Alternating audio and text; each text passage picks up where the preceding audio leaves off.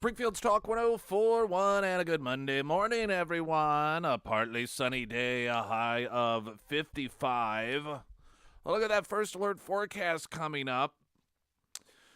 New polling number, pretty consistent with the Biden administration. Biden and Harris both weak going into 2024. The numbers actually have fallen to some degree. Of course, the economy is being the big factor here.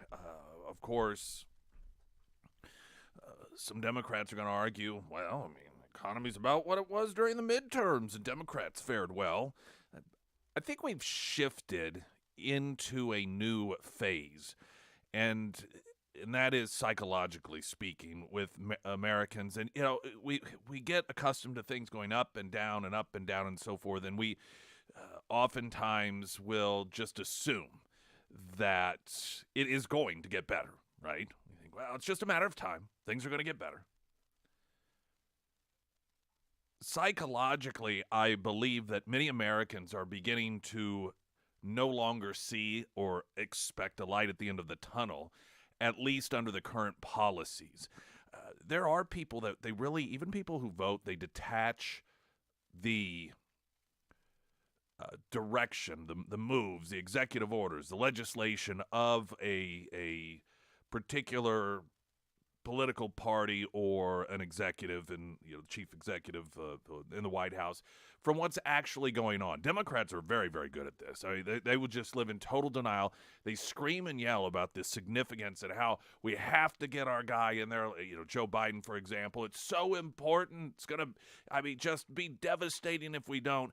And then when they do get in power and they make things worse, they claim, well, that doesn't have anything to do with it. The president really doesn't have much impact on the economy. The president really doesn't have much impact on gas prices. The president really doesn't have much impact when it comes to inflation. I mean, you can't expect the president to do this and to do that and so forth, which, of course, is a contradiction to the fact that if they don't win, they cry, literally. They fall apart. We heard numerous stories as were written up in articles about people going into therapy after Trump got elected because the presidency is that important. But that ability to detach themselves from the results, and not only when their guy gets in there, but when Trump, for example, got in there and all these wonderful things started happening, well, it's not really Trump. It's left over from the Obama administration, see? Obama was so masterful and so humble. He didn't want to get all of the praise for doing such a wonderful job, so he set things in motion to where they would kick in a delayed fashion. But there's a portion of the American population that isn't hardcore one way or another. And I believe that there was wishful thinking that the media was telling the truth about inflation and it was just transitory. And then, well, it's just going to last through the summer. And then, well, once we get out of the midterms, things are going to turn around because we're making these moves and telling people that the transportation legislation or the anti-inflation or the Inflation Reduction Act, these things were going to work, but they're not working. And we're hearing stagflation is quite possible, that things are not expected to get any better. And I think that a portion of the population that wasn't necessarily panicked or concerned that, this too shall pass sort of scenario, it really doesn't matter who's in charge, are beginning to suspect maybe it does matter who's in charge. And I think that's the reason that Biden's poll numbers, though they've never been really healthy, have sunk back down into the 30s. Last week, it was reported out deliberately that Biden has grave concerns about Kamala Harris. That he's disappointed in her. He doesn't necessarily find her to be competent. She hasn't risen to his expectations, which if you are any human being and you realize that you don't rise to the expectations of Joe Biden, that's about as big of an insult as one can receive. But why does that get reported? I suspect at least one possibility is, in fact, that they are looking for a way to get rid of Kamala. And doing so because of a expectation by Biden and his team that he is going to run again, but understanding that a lot of people are going to be calculating when it comes time for them to vote on whomever the vice president is, recognizing there's a very good chance that Biden, if he does get reelected, is not going to be able to fully serve out his term. And so she could, in that instance, actually be a drag on the ticket. Most people don't vote for the vice president. They don't go into the voting booth and say, well, I don't really like the guy or gal who's running for president, but this vice president I really like. Most people don't do that. It just, and this discussion comes up every time you have a vice presidential pick made, and there's all the excitement about it and who's it going to be and what's it going to do. But ultimately, that's not how people tend to vote. However, with Biden demonstrating over the last couple of years that he has been in stark decline, recognizing that age is not something he can erase, and barring some sort of miracle elixir in which he becomes incoherent once again, I imagine they're calculating that the vice president on that ticket, the candidate, is going to potentially be the difference between whether or not somebody does, some people anyhow, vote for Joe Biden. Some of your independent voters. But when your vice presidential candidate is less popular than your presidential candidate, that does not allow that person who doesn't want to vote for Trump or doesn't want to vote for the Republican, it doesn't allow that person to say, well, yes, Biden is old, but this person's waiting in the wings. And I think the Biden folks, they know this, and they may be wising up to the fact that they have got to figure out a way to get rid of her and put somebody in there that people would be comfortable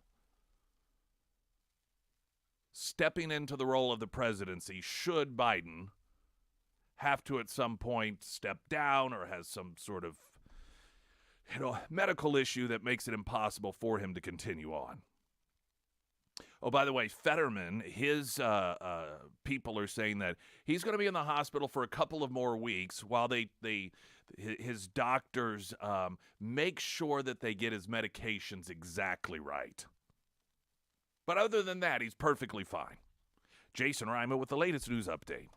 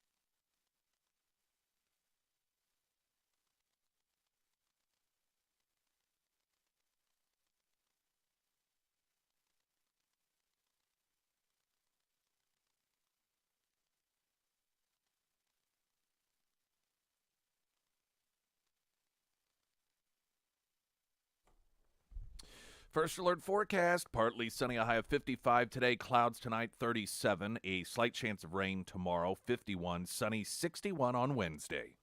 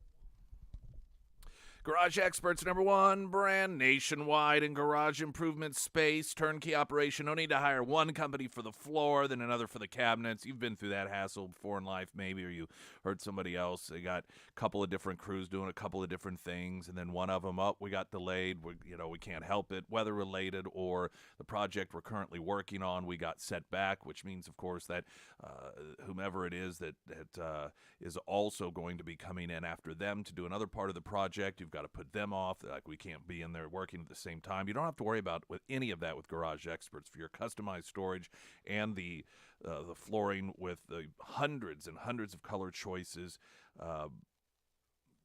commercial, industrial application, in addition to, of course, your domestic garage, which is what I have had done.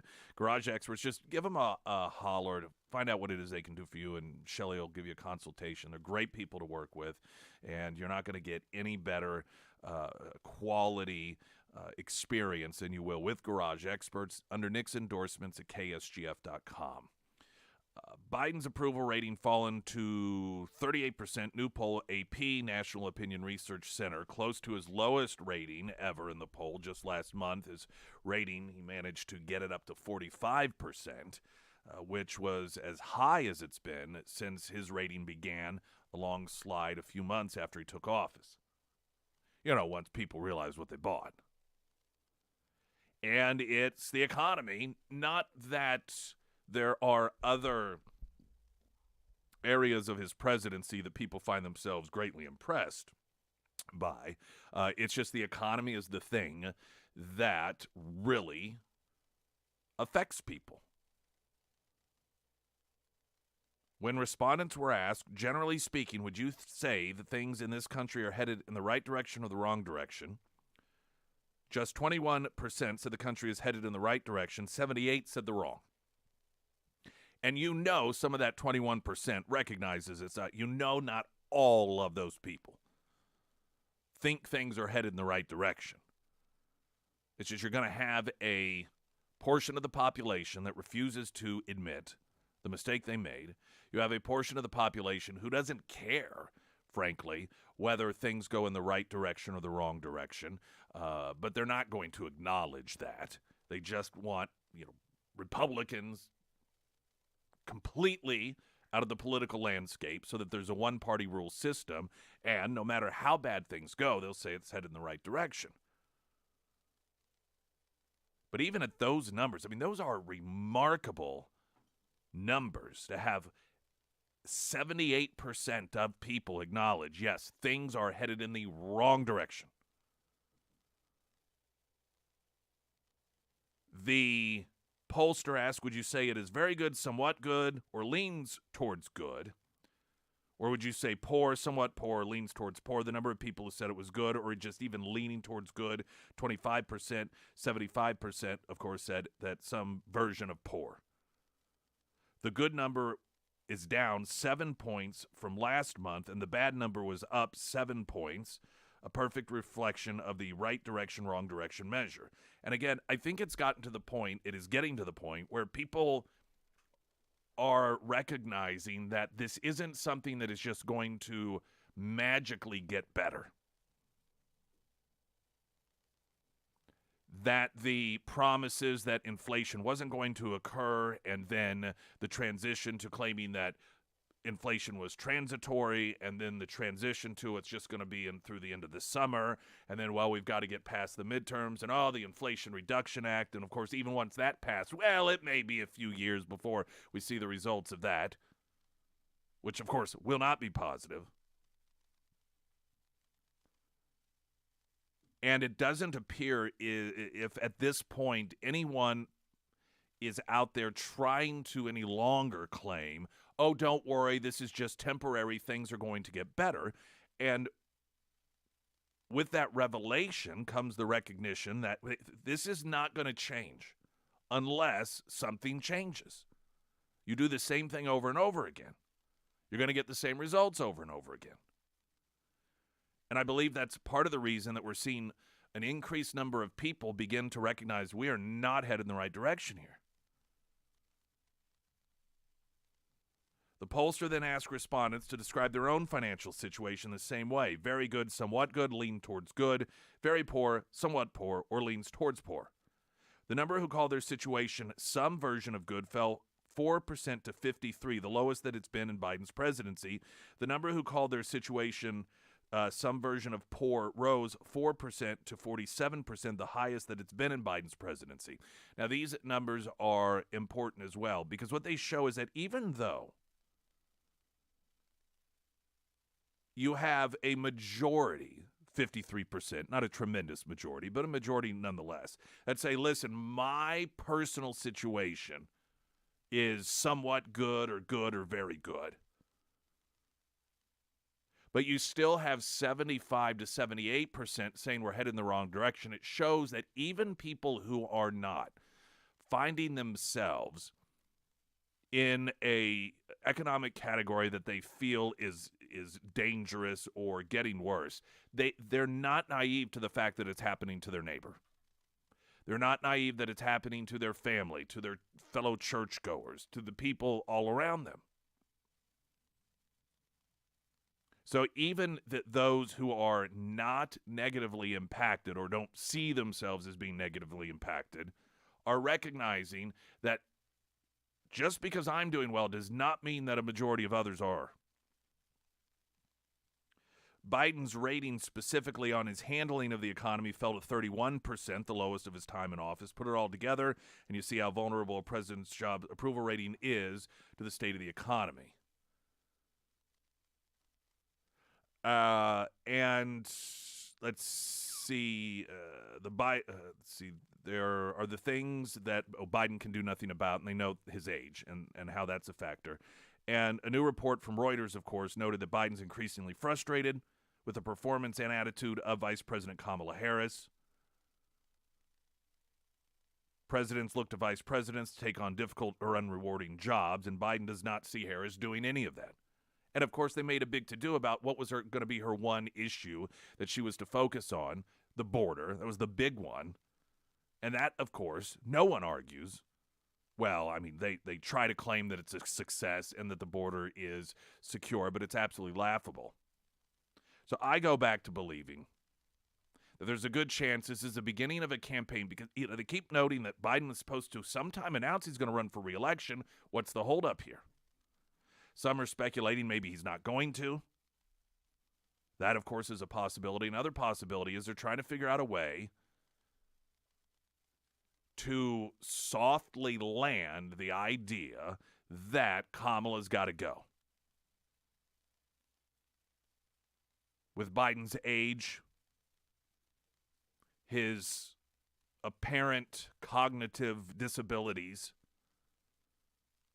they may recognize that it could be the difference between whether somebody votes for Biden or not vote for Biden as to who the vice president is. And if they get somebody in there that's popular, that they see as an individual that people would feel comfortable being president of the United States, then they may go ahead and vote for Joe Biden because they feel secure that, hey, if he croaks or he has to step down, at least this person will be president, and I like that person. And Kamala Harris clearly does not bring that to the table.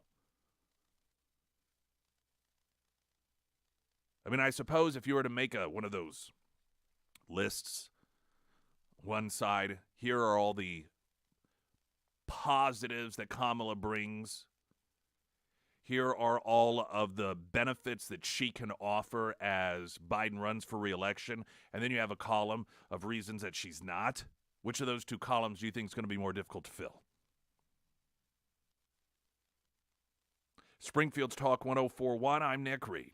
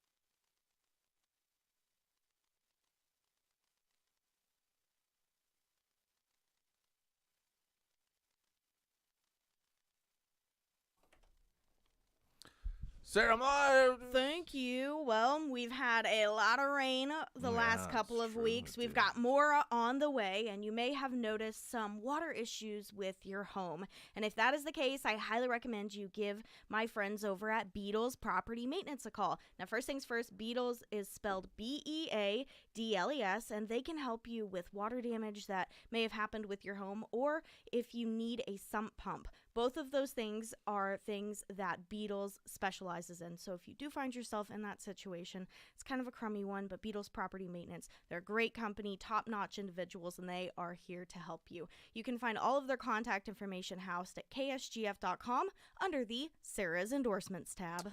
I want to thank everybody who came out and helped us celebrate. We had a good little turnout. Yeah, it was. It was nice. I don't want to start listing people, but there were a number of people that came out and had sort of tokens, if you will, of just expression for Katie and Retro Metro hosting our event on Saturday as we welcomed her as a brand new U.S. citizen. Got to meet her mom. I'd never met her mom. Oh, had you met her? haven't? No, Yeah. Oh, I I've met her tons. So I had an opportunity to do that, and of course visit with people, which is always really nice. So I want to thank everyone, Pyramid Roofing, for sponsoring that whole journey along the way, and also Retro Metro for allowing us once again to utilize their facility for that event. They're, as always, very accommodating. Now, want to note here before we get a traffic update that we do have a half-price deal that will be coming up 10 a.m. this Friday. I know some of you have your KSGF app set to alert you to these things an hour before they go live. This is for Rosie Joe's Cafe, which is consistent. I'm just observation. Anytime I see anyone post where is a place to get the best fried chicken, Rosie Joe's Cafe is one of the first listed. Now, I know there are a number of, I'm not saying it is the best, I'm just saying that's, I don't want to get into this argument over who has the best fried chicken. But Rosie Joe's Cafe, clearly, if you ever see anybody ask that question on social media, is consistently up there as an offered recommendation. So you can get a half-price $50 gift card for Rosie Joe's Cafe, and that will be half price. So for $25, you'll get a $50 one. And again, that will go live on Friday at ksgf.com at 10 a.m. We'll remind you through the week so you can set yourself a reminder. Or again, I know we usually, if you have the app and the notifications activated, we usually 1 hour prior send out a message reminding you that is coming up. Traffic update now. I'm Nick Reed.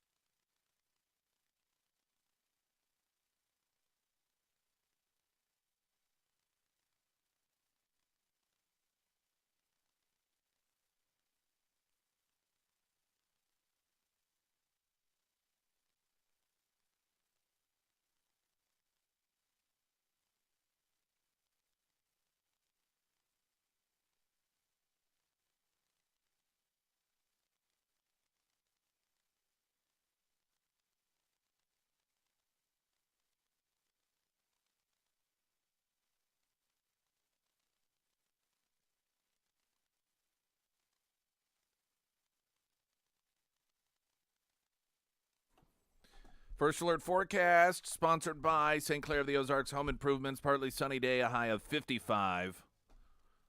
Tonight, mostly cloudy, 37, sunny. Slight chance of rain tomorrow, 51, and sunny, 61 on Wednesday. Streaming live, ksgf.com. We've got the on-demand section also. If you ever miss any of the program, of course, you can, on the days that we are in studio Monday through Thursday, we have our live video feed sponsored by Springfield Wraps, who, of course, designed our KSGF studio, and you can watch that on Facebook, 1041 Nick Reed, and YouTube. Revelation of FBI informants shakes Proud Boys' January 6th trial. As this trial continues to unfold, we learn that more and more and more and more of the individuals that were involved at the Capitol on January 6th were working in some capacity for the FBI. It is remarkable how similar this appears to be to the FBI's involvement in concocting the plan to kidnap Governor Gretchen Whitmer and duping a bunch of individuals that prior to the FBI's involvement did not even know one another. Getting them to conspire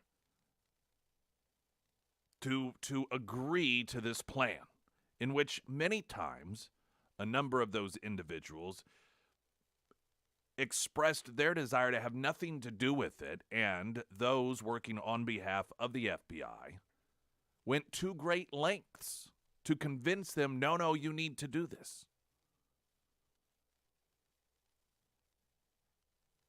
Given the additional number of people working, according to what we're learning in this trial, on behalf of the FBI, it's you just wonder, like, all of the events, I don't know, over what period of time? I mean, how long have they been doing this? How long? It was referenced, I talked on Friday about the new documentary on Waco, and almost as a throwaway, it was referenced that, one of the Branch Davidians was working on behalf of the FBI. I mean, now when you hear these things and you learn through testimony during trials what that means exactly, you can't help but wonder, how many events have the FBI been involved in which we just believed it was observational? It was just simply to gather information, as opposed to what we've learned according to testimony in some of these trials, where they were actively egging individuals on. They were doing the planning for the individuals. You know what else I think about when I hear these stories? I think about things that will obviously categorize me as some conspiracy theorist. Remember how the Timothy McVeigh deal, there was always the talk about that third person, and there was even a manhunt for that third person for a while, and then all of a sudden they called off that manhunt, and oh no, there was no third person after all. Oh no, and they just dropped it. Almost like with Ray Epps. Got to look out. Ray Epps is on the FBI's most wanted list. And then one day, bam, all of a sudden they have no interest in him whatsoever. And then, of course, people began to put two and two together, observing his behavior on January 5th and 6th, and how people even then thought he was working on behalf of the feds. And the feds, oh, no, he just apologized. That's why we have no interest in him any longer. Oh, that's all it takes? Just apologize? And it does. It makes me think back to that manhunt, that search that you we're hearing about, and that third person, that third mysterious man that numerous witnesses reported was with McVeigh. Terry Nichols, I believe, was the name of the other guy. Didn't get nearly the attention, obviously, as McVeigh did. And then just one day, they're like, oh, never mind, there's no third guy. Breitbart reporting revelations of the sheer number of FBI informants involved in the January 6th Capitol riot have shaken a trial of members of the Proud Boys in Washington, D.C., as one FBI informant had infiltrated the defense team. As Julie Kelly, who has covered the January 6th trials extensively, reports, there are at least 10 informants now known to have been involved in the Proud Boys, more than twice the 5 defendants who are on trial. Incidentally, it's not incidental, but this too mirrors the Gretchen Whitmer kidnapping plot, where it turned out you had a great deal more, I believe even more than twice as many people that were working in some capacity on behalf of the FBI than people that were actually on trial.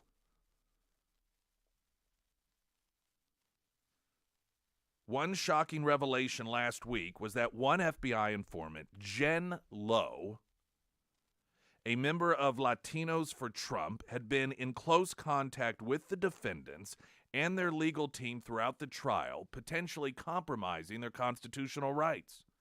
If the government had spied on discussions among the defendants and their lawyers by using an informant, that would, of course, clearly violate attorney-client privilege in the Sixth Amendment. CNN reported, over the past year, Texas woman Jen Lowe has been in touch with several Proud Boys now on trial for seditious conspiracy, talking with the members of the far-right group and their defense counsel about the case and suggesting possible witnesses and attorneys who could help, all the while she was being paid by the FBI. CNN reporting that revelation threw a wrench into the ongoing trial this week in federal court in Washington, D.C., when defense counsel learned of her relationship with the government.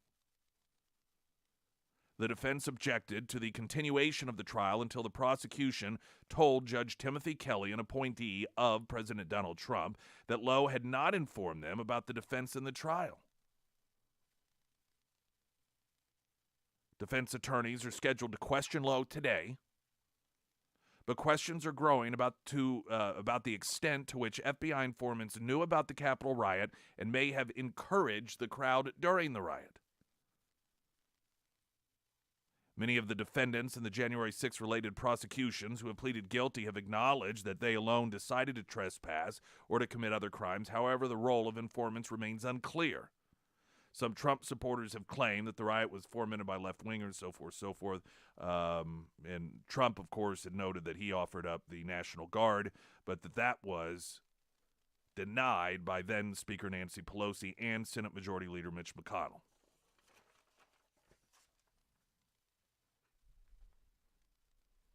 I've mentioned this before, but another moment in history, politically speaking, that the last several years has made me reflect and ponder. And that was when Bush was running against Gore in the 2000 election.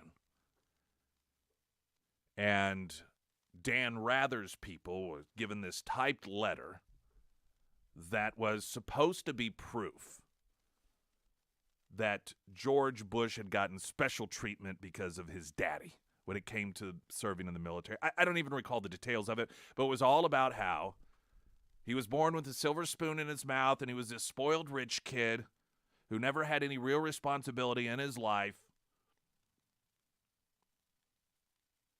And the evidence of that was that his dad used his influence in order to, I think, get him some, cushy this or cushy that in the military. Again, the details of it escape me. But it was a big bombshell story in the heat of the election.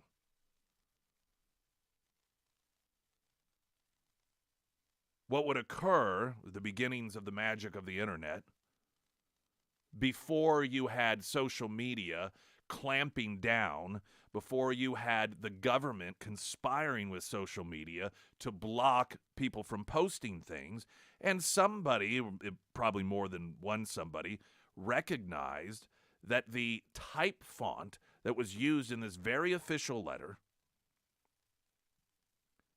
was a font that did not exist at the time that the letter would have been typed. So it was fake.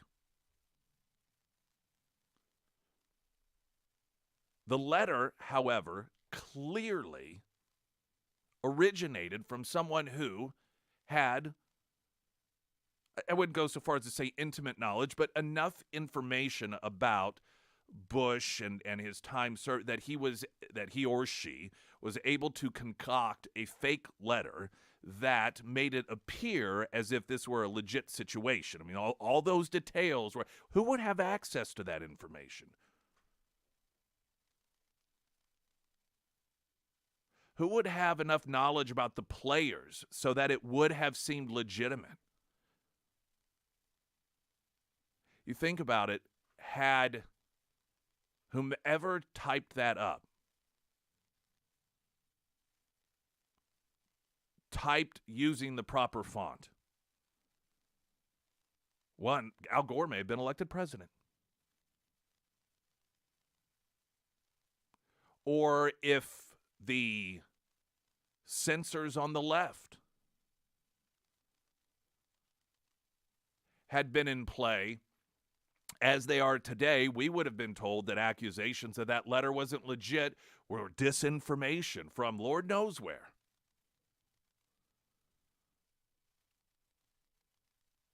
One of the aspects of that I think is very telling is, I mean, people high level, this was when the media at least portrayed itself as trying to have standards.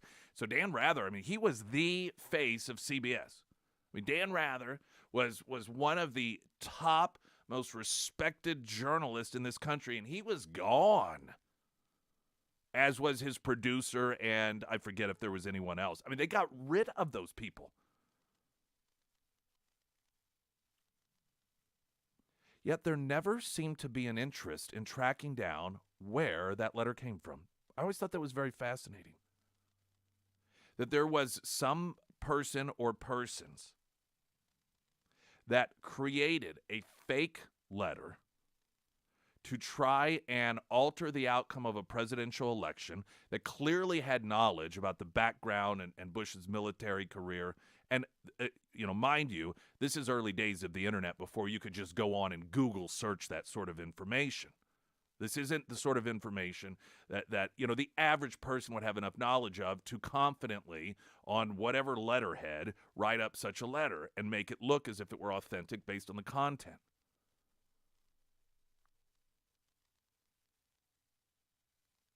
And that did not seem to be a point of interest for any of these people who was behind that letter to try and alter the outcome of an election artificially based off false information. But you learn in these trials of now the Proud Boys. We learned in the trial of those that were charged with the kidnapping plot of Gretchen Whitmer that the FBI is involved in all of this up to, according to their own testimony, planning much of it. And then you start thinking back about FBI's involvement in this event, FBI's involvement in that event. How long have we been naive? Springfield's Talk 104.1, I'm Nick Reed.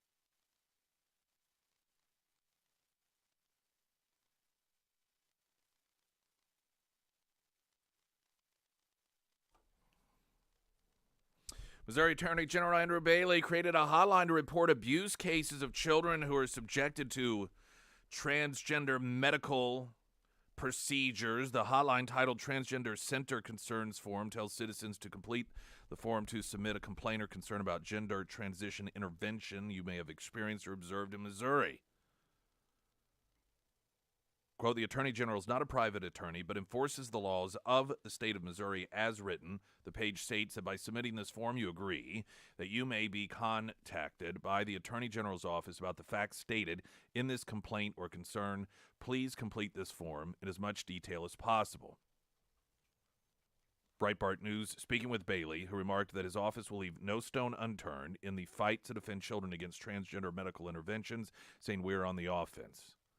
He recently issued an emergency regulation on medical interventions that seek to change a patient's sex, including the use of puberty blockers, cross-sex hormones, and even sex change operations that permanently remove functioning body parts.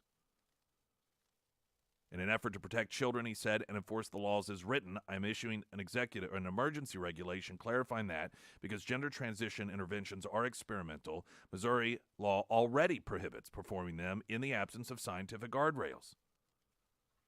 Protecting kids is always worth the effort, and we need to get creative and use every legal resource we have available to use to stand up and protect kids from this kind of predatory left-wing ideology masquerading as medicine. And this is, I think, what is significant and needs to be noted. This is something that is already against the law.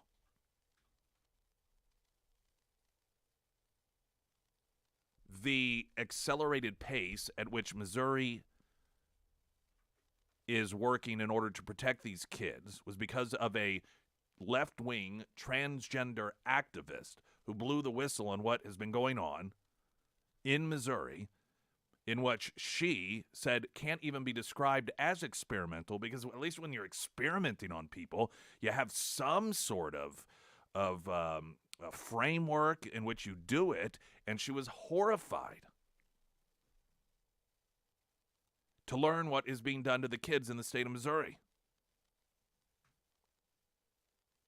She was on a podcast. In fact, I might have that audio. I'll see if I do play in a later segment, in which she talks about how all of these organizations that claim that they're actually looking out for children that are classified as LGBTQ+ have just been brutal to her.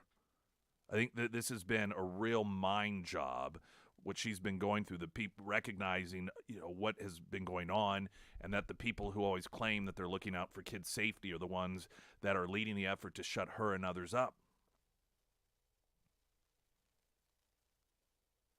Here's an interesting contradiction for you. There are a number of states that have banned, what is it called, conversion therapy. That's if you have for minors. I think maybe even adults in some states, where if you are struggling with your sexuality, but let's say for religiously based reasons, you want counseling in order to try and focus on being heterosexual, figuring out a way to do that. There are states that have banned that because that's cruel to put a child through that. Mind you, that doesn't require any surgery. It doesn't require the injection of oftentimes off-label use medications to forever alter your body. That they're perfectly fine with. But therapy for individuals who want to lead a straight lifestyle is somehow over the line in their minds. Make sense of that.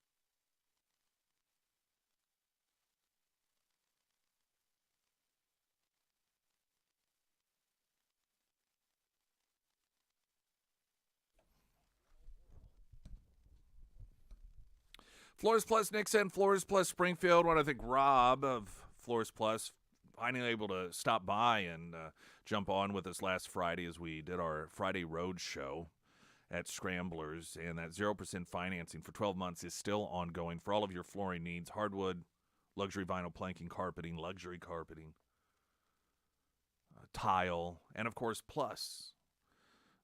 You want any sort of backsplashing or customized showers, they can do all of that for you as well. They're fantastic. They do a great job. 2 locations, Nixa and Springfield. That's Florence Plus, also under Nixa endorsements, ksgf.com. Biden blasted for claiming GOP would slash border funding. Quote, must be a parody. I mean, at this point, why not? You see a tweet sent out.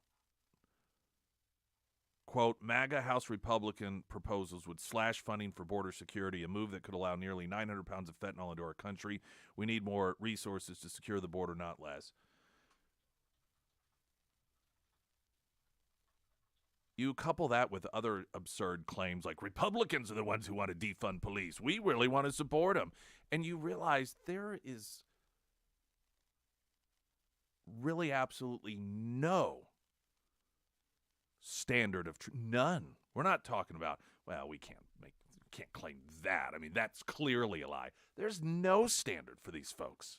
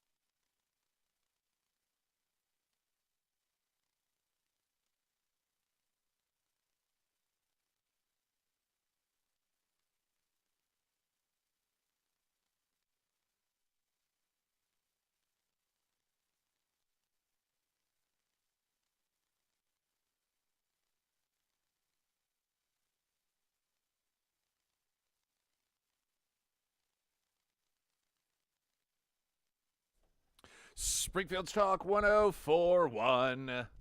Welcome, everyone. The American Transmissions Talk and Text line, the election over military service was Bush v. Kerry, I believe, judging on Rather leaving in 05 or 06. That is correct. The story that was meant to derail Bush's campaign, which was a legit story, when he ran against Gore, was the drunk driving arrest that had taken place. I don't remember how old he was, but it was well before. It was talking in the last hour about as we learn our government involving itself in our elections and these things that I look back on, and one of them, I was thinking it was the Gore-Bush, but it was the Bush-Kerry campaign in which Dan Rather had those falsified documents, and just how nobody seemed to, at least that I recall. I mean, I don't know who was the source, who typed those up, where did they come from?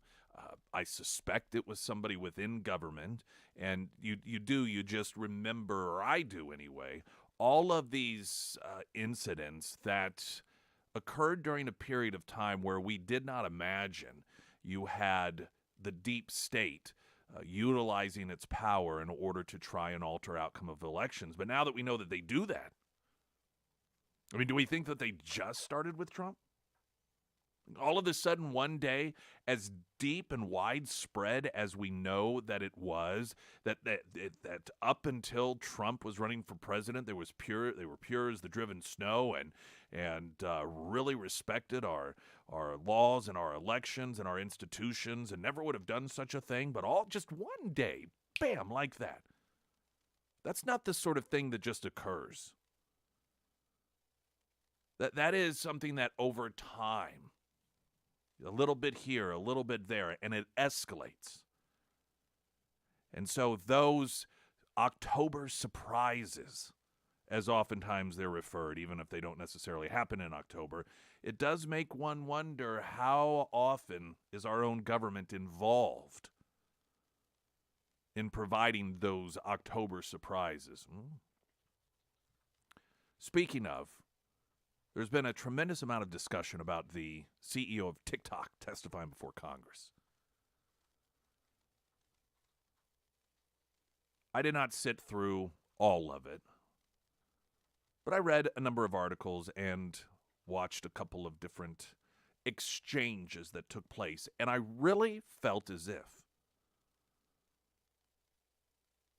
I'm in a Twilight Zone episode when I listened to them grill these lawmakers, grilling the CEO of TikTok about China censoring, the Chinese government censoring information. Tiananmen Square massacre was an item that was brought up, and frankly, I don't know if it's Republicans or Democrats, but noting that that they essentially ban people in China from seeing certain videos, posting certain allegations or information regarding different scenarios, particularly if you're talking about any sort of criticism of the government. I'm thinking, have we not realized that is happening here as well with the current administration? And even prior to the current administration, the deep state is doing the exact same thing. I'm like, what do you? My mind is saying, are you playing tricks on me? How does no one that is sitting there in these hearings grilling this TikTok CEO about censorship of social media apps when, I mean, just what is going on? In fact, there's a story, we'll get to it in a bit, that information gleaned largely because of a lawsuit by the state of Missouri, in which the Biden administration was evidently even harassing WhatsApp, which is just a communication app, about information that they let people share with one another. That's not a social media platform. It acts like texting, if you will. It's communication between private individuals. It's not, in WhatsApp, when you communicate, it's not something that gets posted on a site that people can go see. You directly communicate with one another. That even that, the administration was pressuring those people to censor information. Just one-on-one communications between people. And I'm thinking to myself and don't misunderstand me. I'm not saying that there aren't issues with TikTok. I think there clearly are. But when I'm listening to in Congress elected officials that are like portraying that sort of behavior as the antithesis of freedom and liberty, when it has been going on in our own country for several years now. Jason Reimer with the latest news update.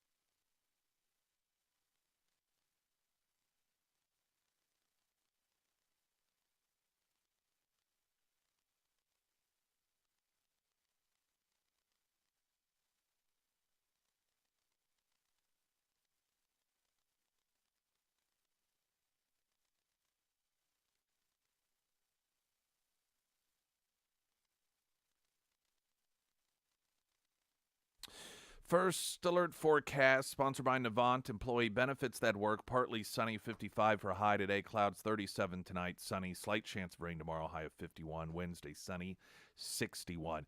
The Man Show is taking place this weekend, March 31st and April 1st. That is Friday and Saturday.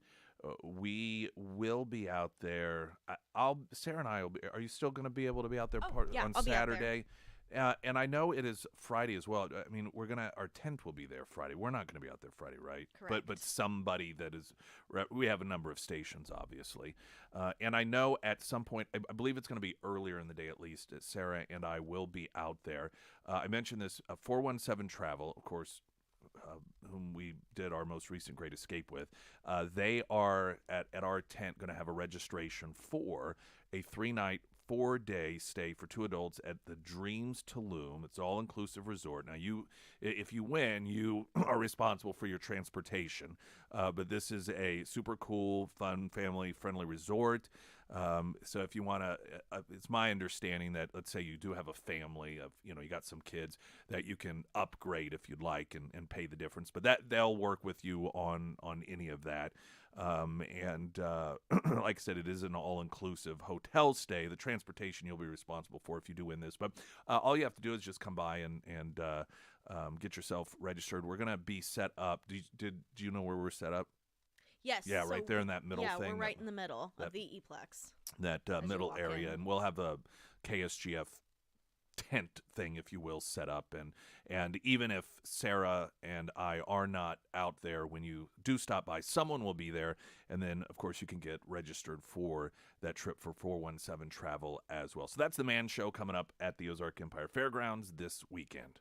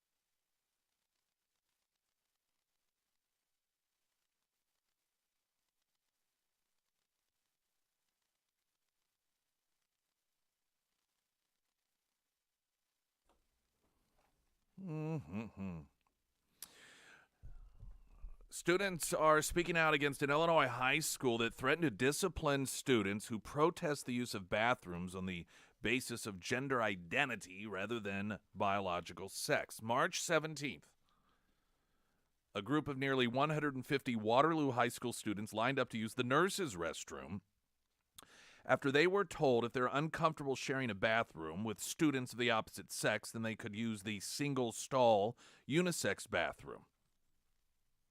Following the protest, Superintendent Brian Charon notified the school community that the students who stood in line were marked tardy from class, and those who continue to protest the issue will be disciplined, a move students believe is unfair, they told the Daily Caller News Foundation.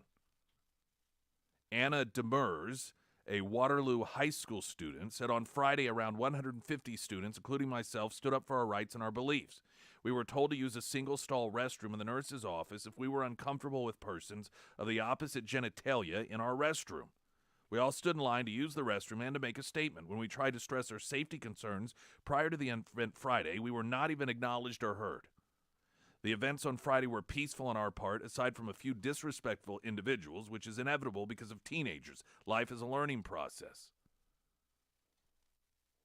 After a biological female started using the boys' bathroom, several male students told school administration that they were uncomfortable. The administration advised the students to use the nurse's office bathroom if they were uncomfortable sharing a restroom with the opposite sex.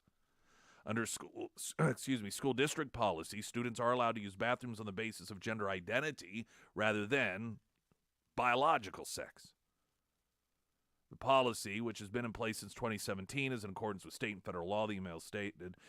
Students who lined up to use the nurse's bathroom were marked tardy or absent from class, and the school district will discipline students who repeat their actions and continue to protest the policy. Remember, after the Parkland shooting in Florida, was that the Parkland High School? It was the shooting in Florida, one where David Hogg decided to become a justice warrior.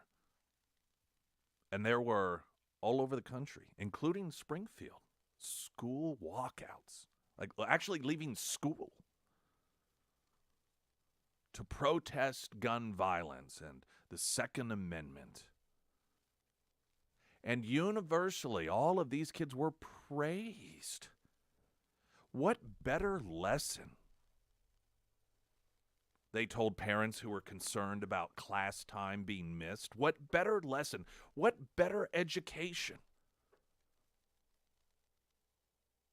could a child possibly be offered than to actually participate in the democratic process, which has always involved the right to protest? We were told it wasn't about the issue itself. No. That's not why these students were allowed to leave class across the country, and again, including right here.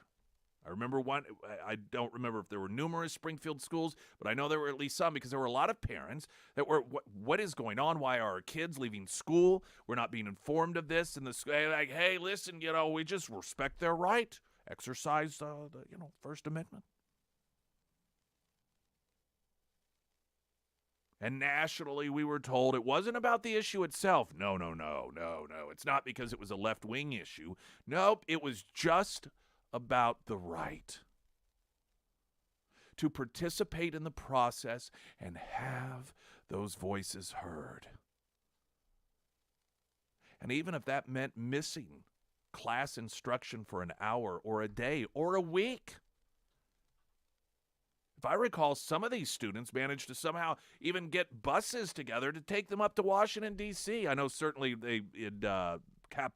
Florida, but it seems as if some went to Washington, D.C. as well. Point being is, this was just praised.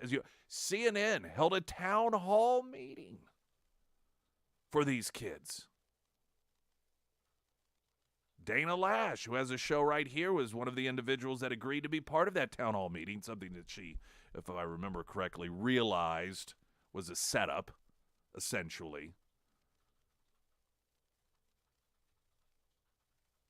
Isn't it funny that now when you have students that are protesting the fact that they cannot use the restroom that is in line with their biological sex without the fear of the opposite sex coming in, and that's not worthy of protest? That's not worthy of these young people having their voices heard? These young people experiencing the rich history of protesting that has been the way for people collectively to have their voices heard, oftentimes for the very first time.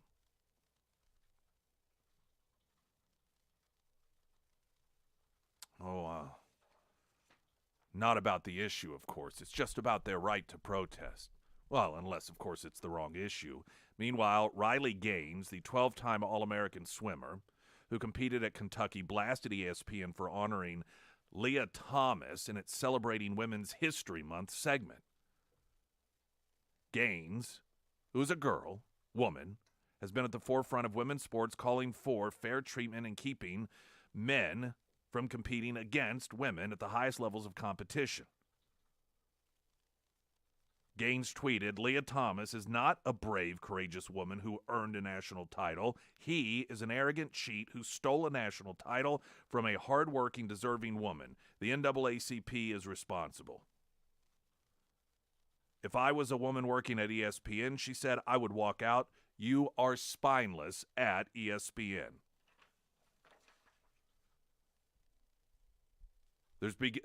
Women are starting to have their voices heard. Tennis legend Martina Navratilova recently praised the decision by the World Athletics to ban men from competing against women, calling it a step in the right direction. Last week, the World Athletics Council moved to ban male athletes who identify as women from competing against actual females at international levels.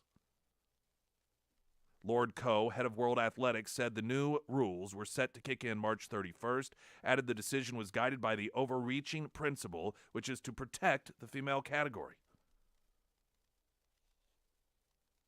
"We will be guided in this by science around physical performance and male advantage, which will inevitably develop over the coming years. As more evidence becomes available, we will review our position, but we believe the integrity of the female category in athletics is paramount."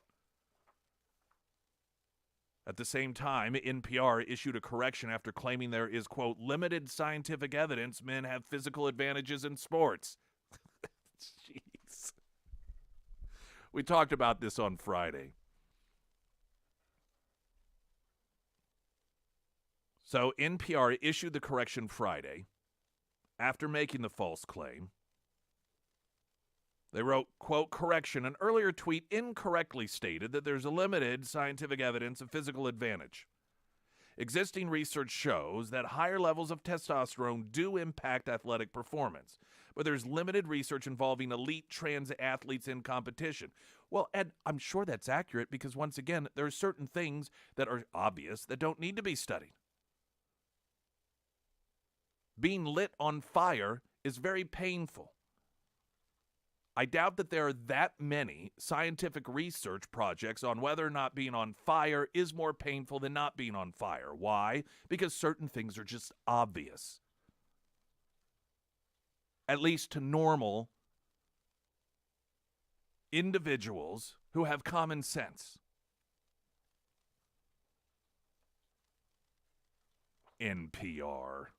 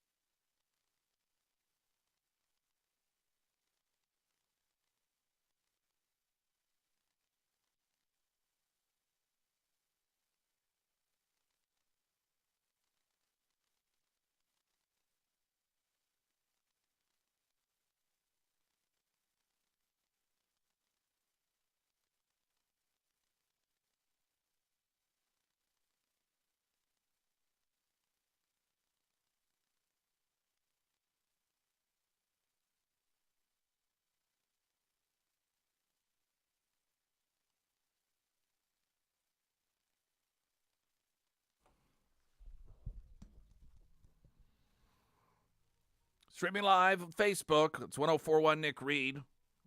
Also YouTube, our live video stream sponsored by Springfield Wraps, designer of the KSGF studios. Coming up, USC fighter Holly Holm. She had a match in which she defeated Yana Santos via unanimous decision on Saturday. You know, afterwards they always, put a microphone in front of their face. And she called for an end to the sexualization of children. After that, then there's the post-match interview where they sit down and they clean themselves up. And she was asked to, I guess, expand on that a bit. And she said something that's very interesting, and I'm going to play that audio for you coming up here in just a moment. We're going to get a traffic update, also a look at the latest weather. There's a slight chance of rain in the upcoming days. Other than that, looks like it's going to be a pretty pleasant, standard week for this time of year. Springfield's Talk 1041, I'm Nick Reed.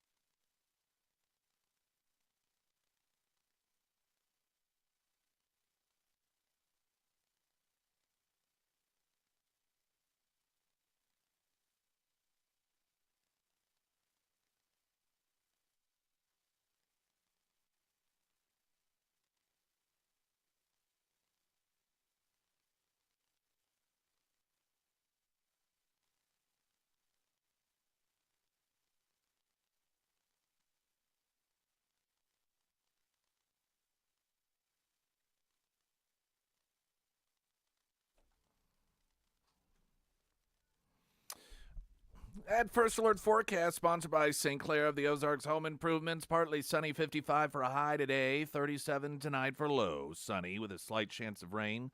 Tomorrow, 51. Wednesday, sunny, 61. Well, let's look at Thursday, shall we? 68. So, 71 on Friday. All right, it's going to every day, a bit nicer than the day before. Holly Holm called for an end of sexualization of children on Saturday after defeating Yana Santos via unanimous decision. It was Holm's first win since 2020, and she expressed something that she said had been on her heart. This is MMA stuff. I'm going to play 2 bits of audio for you. The first one is, it's just right there, right after the match. And so the audio you will hear is echoey because of that particular setting. But then I'm going to play follow-up audio in which she's sitting down at a microphone. It's the press conference, and she is asked about her statement regarding the sexualization of children. So here is directly after that unanimous decision, citing her the winner. Something that's been on my heart, and I feel like I have the platform to say it. I need to say it. I just feel it's really sad, all the sexualization of our children right now, and we need to protect them, whatever that may be. Let's protect the children, please. Do anything we can to help. All right, so there she's saying, and I acknowledge, I mentioned that the audio is not the best because of the setting, but she said, something's been on my heart, and I feel like I have the platform to say it. I need to say it. I just feel it's really sad, all the sexualization of our children right now, and we need to protect them, whatever that may be. Let's protect the children, please. So this is the post-fight interview, and she's asked by a reporter about that declaration, if you will. Used your post-fight speech to use a platform, I believe, to sort of speak out against the sexualization of children. I'm curious if you wanted to use your platform again now to sort of go into further detail. You know, there's a lot of things. I don't ever want to be, I'm not like a real political person. I don't like to put that stuff on any of my social media or because I think there's just, but there's also just right and wrong, and I feel like everybody should be on the same side on that. I don't feel like that has anything to do with left side, right side, or anything like that. I feel like everybody should be wanting to protect our children. And there's stuff that is, there's a lot of child trafficking, and I mean that's like the extreme part, but there's a lot of levels to it. You just see it almost being more accepted, and I think that's really sad. So I just feel like we should all do what we can. I know it's like a lot of people don't even know what to do, but if I can at least have a voice on it, then that's something I can speak out on it. And it's just to get everybody together to protect children. It's childhood really affects people in their long-term life too. I mean, I have friends that are adults, and their biggest thing that kind of is this shadow, kind of that dark space in them is being sexualized when they were young. And I just feel like it's almost getting accepted.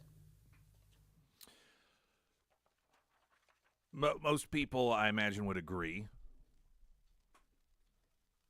with what she had to say there. It is becoming clearly more accepted. Worse than that, I would argue, it's becoming virtualized. It is being presented as some sort of virtue to expose young kids to behavior, performances of a sexual nature, to the point where if you are opposed to it, there's something wrong with you. You're a hater. You hate kids because you don't want them exposed or sexualized.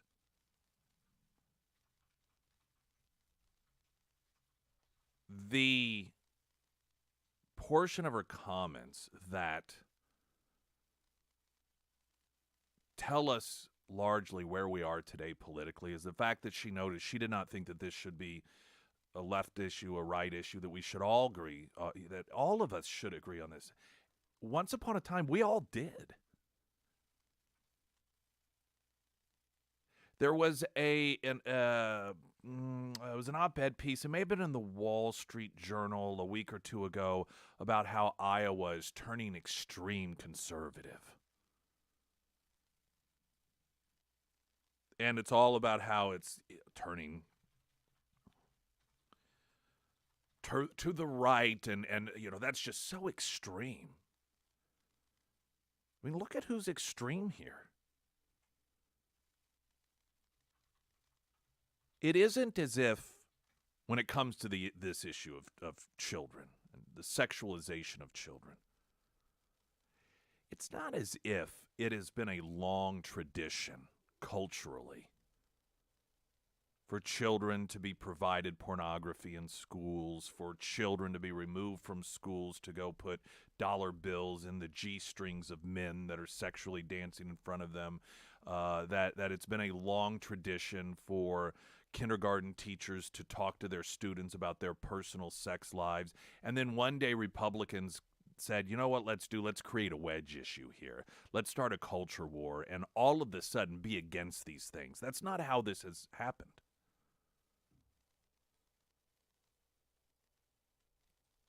Holly Holm noting that this shouldn't be about left and right, and the fact that she preferences this by saying her stance on the sexualization of children, how she's against it, that she's, you know, doesn't like to make political statements. Is that not sad where we are today, that this has become a political issue? Something that once upon a time, all of us agreed on.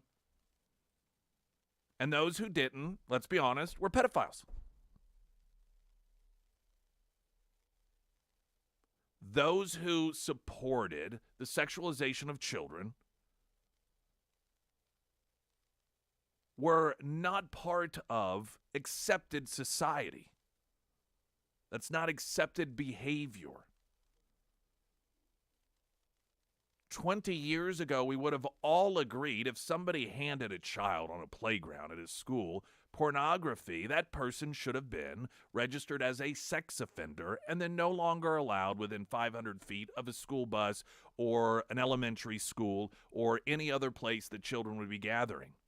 Today, you have some parents of kids showing up at school board meetings railing against banning or not promoting, I should say, more accurately, those materials in the public schools.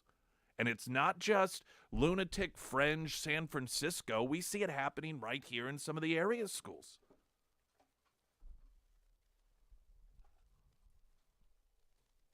The presentation of this by those who are just obsessed with stealing away the innocence of young kids and injecting sexual content into their lives. That obsession, and I know this seems like an obvious statement, but it is new. But the reason that I point this out is because they act, and I almost think that they have themselves convinced of this, that is totally normal, and that's the way it's always been. We were founded on that principle. And that parents who say, you know what, fine, you want to give your kids pornography, but I'd really rather it not be in schools, given to all children. They act as if those individuals, that those parents, the people like Holly Holm who say we should all agree that kids should not be sexualized, act as if they're anti-this and haters of that. No, it's the pro-child sexualization people that have gone off the rails.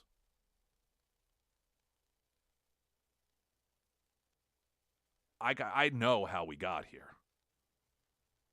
It's a combination of things. One, you're always going to have people that have perverse tendencies. And they are always going to wish to live in a world, this utopia where their perverse fantasies are considered normal, so they don't have to worry about being stigmatized or going to prison. And once upon a time, they were sort of underground. They would talk in code language to one another. They would meet or discuss their fantasies in secret.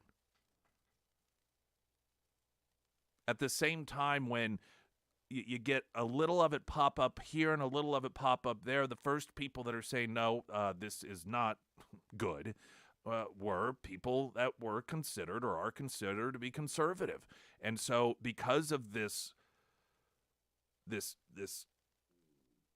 culture that has been cultivated to hate everything Republican and hate everything conservative, the knee-jerk reaction of people that otherwise fully 100% agreed kids should not be sexualized was to take the opposite position because Republicans are bad. And of course, those who want this sort of thing normalized, they begin to see this opening. And they realize that they have defenders in an entire political party.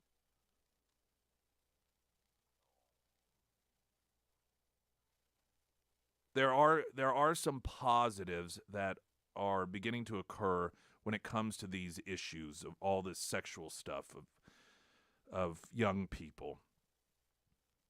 One, it's becoming more prevalent that people who do have a voice are speaking up, and they're not ashamed to stand up for kids. Holly Holm, UFC fighter, being one of them.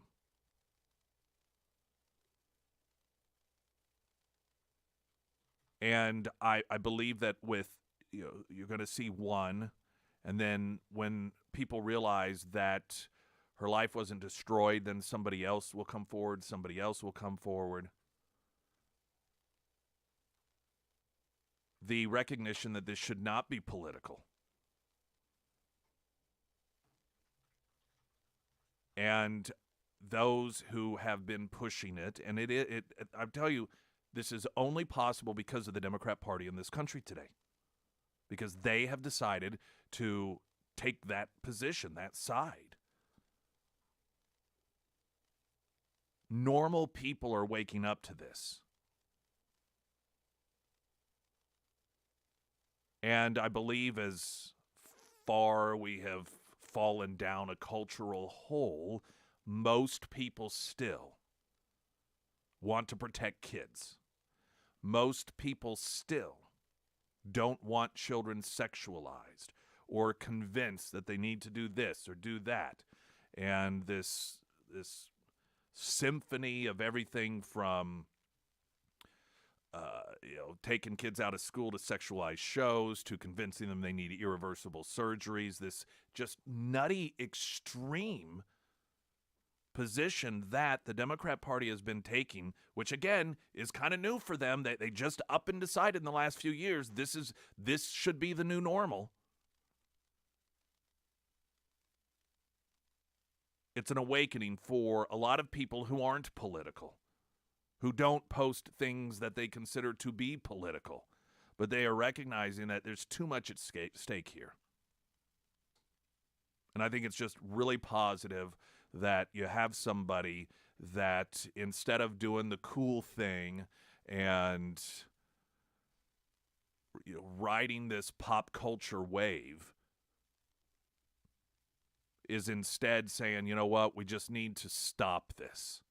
And this should not be about politics. We should all agree that we need to be protecting these kids.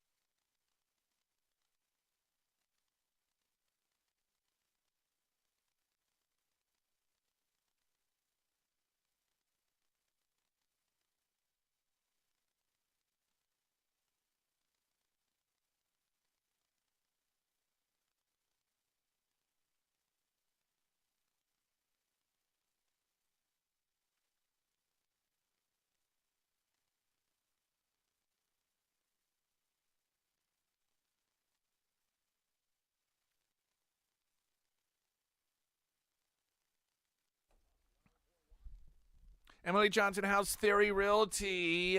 Yes, she is awesome.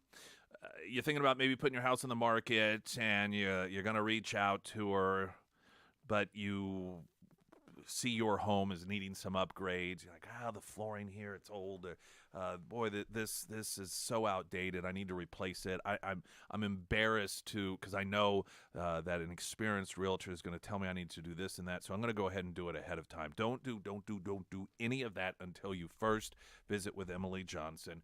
Come look at your home because just things are constantly changing, and what was a deciding factor in terms of styles a year ago or 5 years ago may not be that significant or important today. What it is that people expect they're going to do with a home that they buy as opposed to what it was 5-10 years ago may be different. So there are certain areas that you may think you need to upgrade or you need to spend money on that's not really necessarily going to get you any additional return. It's just going to be a hassle for you. So she's the one who can walk you through all of that. Step one, don't Don't even change a light bulb without first having Emily Johnson, House Theory Realty, come and pay you a visit. She's under Nick's endorsement, so you can find her. I'd follow her on social media if I were you as well. Cracker Barrel this week became the latest company to announce it is fleeing Portland, Oregon. This shortly after Walmart announced it was fleeing Portland, Oregon, and this is because of crime. The company said in a statement, quote, "As a standard course of business, we continually evaluate the performance of our stores using various criteria to ensure we are meeting the needs of our guests and our businesses. With that, we are saddened that we have been unable to overcome the impact of the pandemic had on our business and have made the difficult decision to close the Beaverton, Towleton, and Bend locations March 20th. The decision to close a store is never one we take lightly, and our focus right now is in assisting our impacted employees during the transition." In a statement to Fox Business asking for specifics on what aspects of the pandemic led to the closure, a Cracker Barrel spokesperson said, "Like so many other companies, the pandemic impacted our business. We've struggled to staff and profitably run the stores despite the efforts made. We could not viably continue to keep our doors open." Cracker Barrel's decision comes shortly after Walmart announced it was closing all of its Portland stores due to financial reasons. "We have nearly 3,000 or 5,000 stores across the U.S. Unfortunately, some do not meet our financial expectations. While our underlying business is strong, these specific stores haven't performed as well as we had hoped." Just a few months earlier than that, Walmart's CEO had warned that the stores will close if retail crime, a significant issue across the country, specifically in Portland, did not subside, noting theft is an issue. Now, this is what needs to happen. Listen, I get it. You're a company, and you are releasing statements regarding why it is that you're making some sort of move, and you want to do it in a manner that is going to not rock the boat. You don't want any controversy. You don't want anybody accusing you of racism or whatever else under the sun. But in the meantime, what happens is it allows people who create these conditions that are being created in cities like Portland, Oregon, to go without accountability. I mean, these people have turned I'm talking about the people who run these cities that are insistent on going left, and we see the results all around us. Every one of these cities that go left generationally, generation after generation after generation, one-party rule, and you end up in an inhabitable city where businesses close up and move to places like Florida. It is such an I don't know if fascinating is the word. I mean, as human beings, we really don't learn, do we? You have to choose to learn. You really do. I know many of you are the learned type. Guess and check method. You want the truth. What is it that happens collectively, culturally, to people in a given geographic area in which no matter how many times they pick people to be in charge that lead to the quality of life diminishing to such a significant degree? You have essentially refugees fleeing your city, but then those people, they just double down and put the same people in charge over and over and over and over and over again. I know there have been all sorts of studies, and people are going to think that I'm going to the extreme in comparison here, but I know there have been all sorts of studies done on what makes a cult member, why it is that if you're a member of a cult and there is the prophet who makes these predictions about the end of the world and they don't come true, what you find is that those people, they double down. And instead of going, oh, wait a minute, maybe this guy doesn't know what he's talking about. Maybe this guy's full of crap. I don't know whether he believes the things that he says or not, but fact of the matter is he's wrong. He's been wrong a lot. And instead of walking away, they double down in their commitment. And there have been studies done on this, and largely it stems from human beings' desire to rationalize bad decisions and to not want to be wrong. And so instead of taking that approach of, all right, made a decision, the decision was wrong, it was bad, so I'm going to go in another direction, instead of that acknowledging the humbleness of saying, oops, I was wrong all of this time, they will double down and convince themselves that, well, it didn't work because of these guys over here, those guys. Usually, if you're talking about politics, it's the political opposition. They're the ones to blame for it. And this is the same sort of behavior you see in these cities that are run by Democrats. And where is it that you see most of the protests occur about how horrible things are? It's always in the cities where they vote for the exact same people to be in charge over and over and over again. You and I watch, there's almost, honestly, a bit of a satisfaction when you see that these stores they leave, these people fleeing, because you're like, well, see, now they'll get it. They'll see that we're right and they're wrong. But they don't work that way. We were talking about budgets here and some tax cuts that they're looking at in Jeff City, and Crystal Quaid, the Democrats out there, like, so this is the single worst fiscal plan anyone's ever had. I'm like, what party are you in?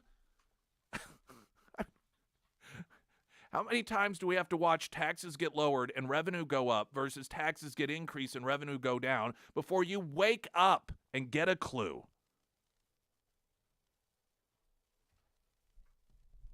And I tell you, I just, the number of people who will twist themselves backwards to not acknowledge reality and the results of their decision making is pretty remarkable.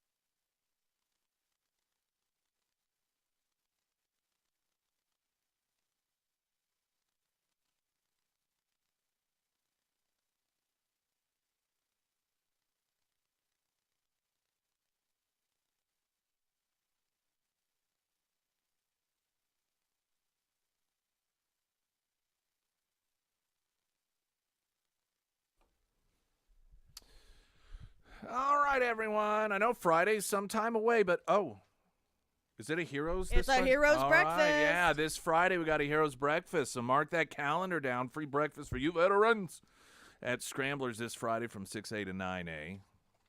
News in 60 seconds.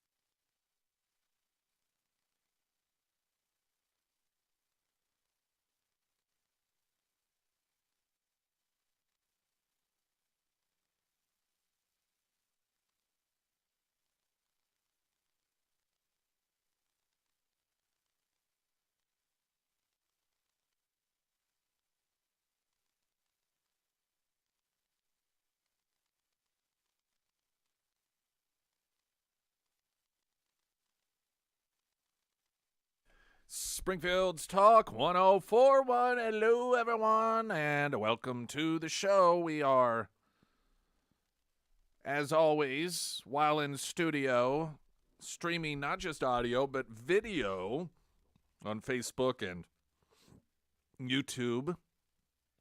It's 1041 Nick Reed on Facebook. What is it for YouTube? Is it just Springfield's Talk? Or? Yep, it's Springfield's Talk. All right, and that video feed sponsored by Springfield Wraps, who designed our studio.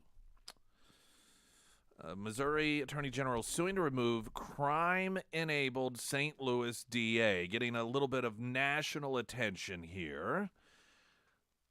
Missouri Attorney General Andrew Bailey added additional evidence to his lawsuit last week to remove St. Louis Circuit Attorney Kim Gardner because she, quote, knowingly and willfully failed to do her duties as a prosecutor in many ways.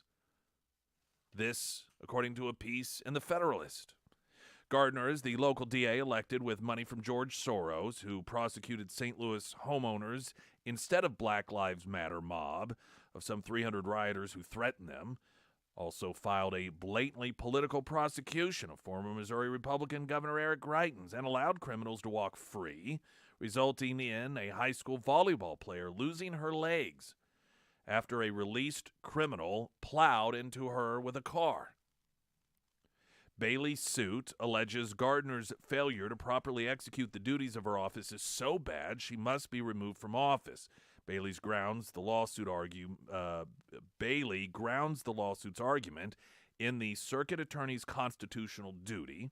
Per the Missouri revised statutes, those duties include, quote, to manage and conduct all criminal cases, businesses, and proceedings of which the Circuit Court of the City of St. Louis shall have jurisdiction. The new charges in the case result from the State Attorney General Office reviewing some 30,000 documents and interviewing new witnesses, the office says. The new information includes alleging an 8-month backlog of reviewing warrant applications that Gardner agreed to, quote, extraordinary bond reductions involving serious violent crimes, and that because of her gross mismanagement, assistant circuit attorneys are severely overworked and quitting at high rates. While Gardner has been circuit attorney, the courts in her jurisdiction have dismissed 2,735 criminal cases, according to the suit. The majority were dismissed, the complaint argues, due to Gardner's failure to prosecute, her failure to comply with speedy trial requirements, or her failure to comply with discovery obligations. One defendant was charged with first-degree assault and armed criminal action on February 5, 2021, Bailey's complaint notes. The trial date was set for this February. The day before the trial, say the legal documents, Gardner's assistant circuit attorney, for whom she is constitutionally responsible, instructed the plaintiff not to appear in court. Accordingly, at the trial, the defendant was present, but the state was not. Consequently, the court ruled to dismiss the case without prejudice for failure to prosecute. In another instance, the defendant faced charges of first-degree murder, armed criminal action, and unlawful use of a weapon. The defense counsel requested discovery, some of which the state provided. However, believing that the state had withheld 7 lab reports, the defense filed to compel discovery, according to the lawsuit, before the trial day came. Gardner's assistant assigned to prosecute the case left on maternity leave. No one was assigned to replace her. So the state neglected to show up, and the court dismissed that case, according to the lawsuit. Since 2015, billionaire businessman George Soros spent heavily on local district attorney elections across the country, donating $125,000 to Gardner's reelection campaign in 2020 and to elections and the subsequent judicial dysfunction in Washington, Oregon, Illinois, Florida, Texas, Virginia, and several other localities. His strategy to support leftists at the local level have wreaked havoc on the district's criminal justice. Soros threw his weight into Kimberly Fox's reelection bid to the state attorney in Chicago, investing a full $2 million there, and Chicago is now one of the least safe cities in America.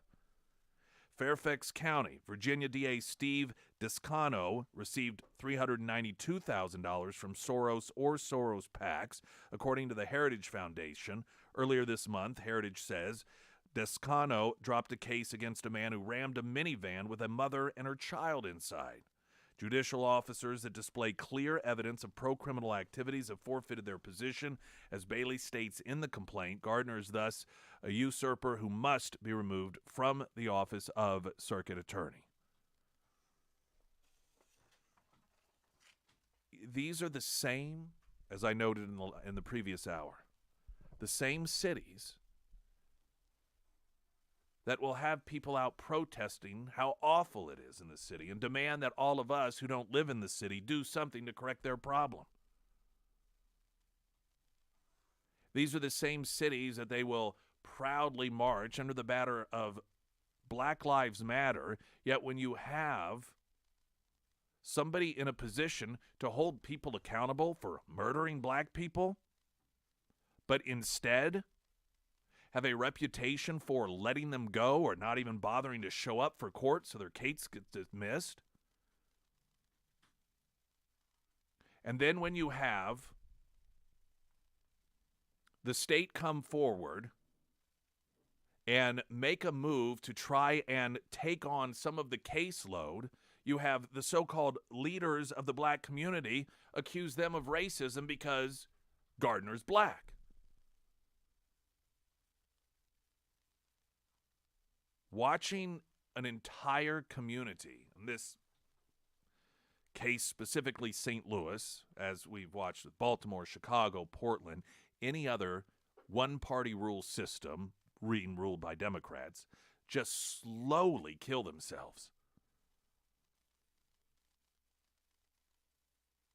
I've said it before and I'll say it again. When, we'll have in our own schools this culture of, you need to be anti-racist. If people who live in these cities will not do the bare minimum to change things, why in the world should any of us bother? The bare minimum, changing leadership, putting people in charge who will not do the same thing that has been done generation after generation. You cannot help people who are not willing to help themselves. All the marches, all the say their names, all of the no justice, no peace, all of that stuff is totally and completely meaningless, other than raking in billions of dollars. But it will not result in things improving. It will not result in quality of life getting better in areas like St. Louis, as long as the people who have the ability every election cycle to determine who it is that's going to be in charge of things such as the justice system, and they continue to put these same people that George Soros is funding into office. You chose that. Quit crying to everybody else because you don't like the results. Jason Reimer with the latest news update.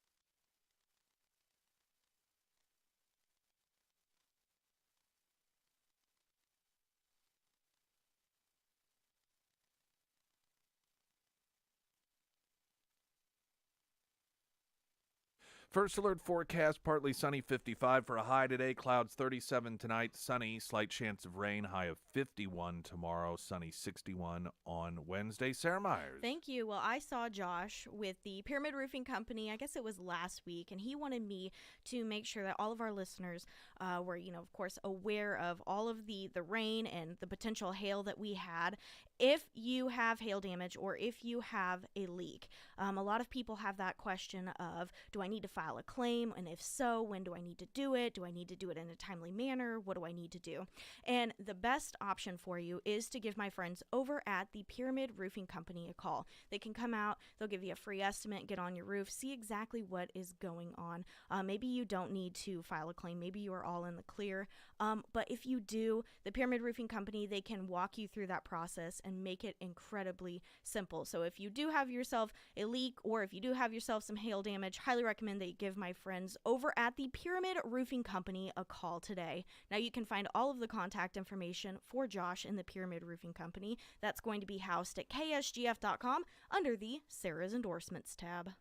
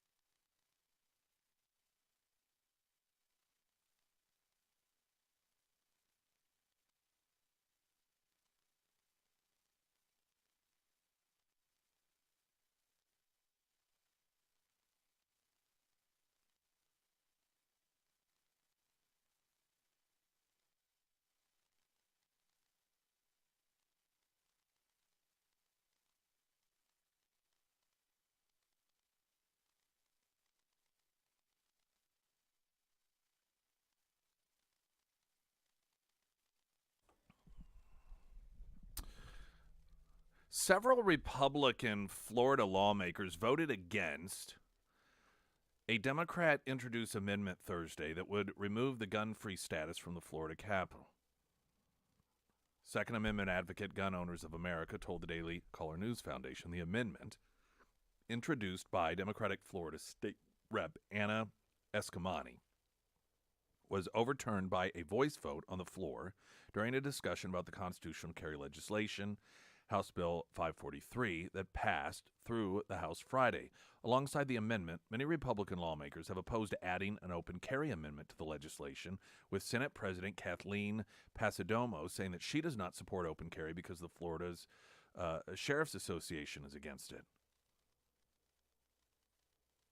GOA Florida State Director Luis Valdez told the Daily Caller News Foundation Republicans are showing their true colors on restoring our Second Amendment rights here in Florida, whether it is repealing gun-free zones that only put innocent people in danger or having the guts to pass open carry. They are failing miserably.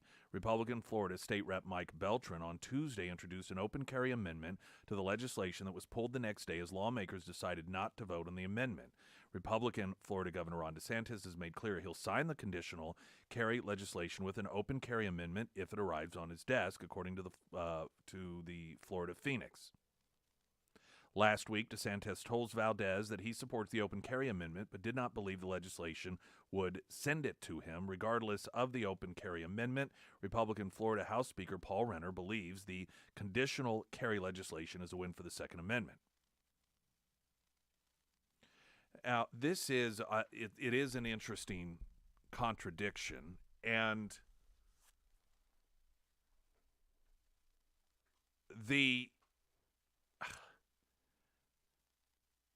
it is hypocritical. I don't understand. Republicans, they get pretty hypocritical oftentimes when it does come to Second Amendment stuff. Because on one hand, what do they argue? Rightfully so, based on the facts, that, one, criminals don't really abide by gun control laws, and two, gun-free zones are overwhelmingly where mass shootings take place. I think over 30 years, it's like 98.7%, or something just almost statistically zero happen in gun welcome zones, if you will. I mean, it is indisputable. When there is a mass shooting in a gun-free zone, it also increases the number of people who lose their lives because they're generally is less likely that somebody who is a good guy carrying a gun is going to be there. So, of course, what happens? People call police so that a good guy shows up. And so then, though, as if you are a Republican and you have here, it was a Democrat introduced amendment that would remove the gun-free status from the Florida Capitol. I'm guessing to try and make some sort of point here that Republicans are hypocritical, or at least some of them. And in this instance, they were right. How do you recognize that additional gun laws don't stop bad people from doing bad things, and gun-free zones are the most dangerous places when it comes to your chances of getting killed by somebody with a gun? But then whenever it comes to your own, quote, house in Florida, you have some Republican going, well, no, I mean, we're not going to do that here. Why not?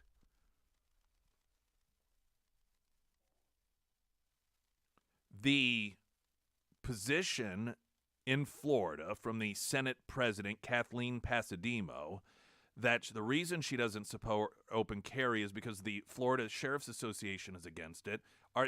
Is that your full constituency? So the Second Amendment, the right of an individual to carry, to protect oneself, all of that is irrelevant. It's all about what this particular association tells you. Is that your full constituency? What else do they get to decide? And incidentally, simply because the Florida Sheriff's Association is opposed to it doesn't mean that they're right. Florida is the only red state without open carry and is one of 3 states across the country to not allow open carry, which I thought was pretty interesting given how Florida's Florida. And its big bragging point is that it respects people's constitutional rights as a state, and this is one of the reasons so many people are coming there. But when it comes to the Second Amendment, apparently until now anyhow, and this is clearly going to change. And, I mean, let's be honest. I suspect much of this has to do with the fact that DeSantis is planning on running for president. And when you're talking about primaries, Republican primaries, you know that they were going to have to recognize that was going to be a huge chink in DeSantis' armor, that he presided over a state in which open carry was not allowed. It's the only red state without open carry. So you definitely have to get that taken care of before you decide to run in a Republican primary in primaries across the country to try and nab that Republican nomination for president. We saw the hypocrisy on a national level with some Republicans who, when it came to the legislation and some of the new restrictions on firearms, and Roy Blunt was part of that, Cornyn was part of it, and it it to me demonstrates that when they claim that criminals don't follow laws, they either don't believe that or, it's to me, it's a signal that many of these people, they were born and raised in a certain part of the country, and so that meant they were Republican, and that means, okay, well, I have to believe these things. I don't really believe these things, but this is the side I'm on, and this is what we root for, because when it really comes down to it and being consistent, and if you really, truly believe that creating new laws that half the time don't get enforced anyhow don't stop criminals, then why would you add new laws?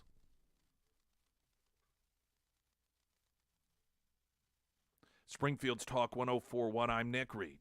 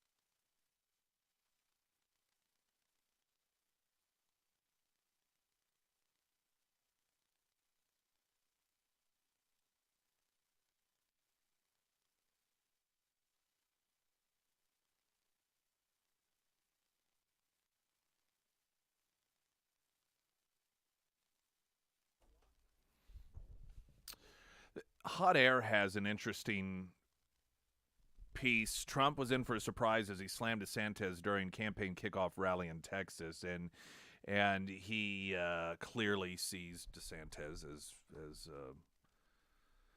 a rival for the nomination, and he begins ripping on DeSantis a bit, talking about how DeSantis it's told this story before, was, really wanting that nomination, begging for the nomination. And generally when Trump is telling a story about somebody that is the target of this story, everybody laughs and they applaud and they cheer. And there was a noticeable absence of that.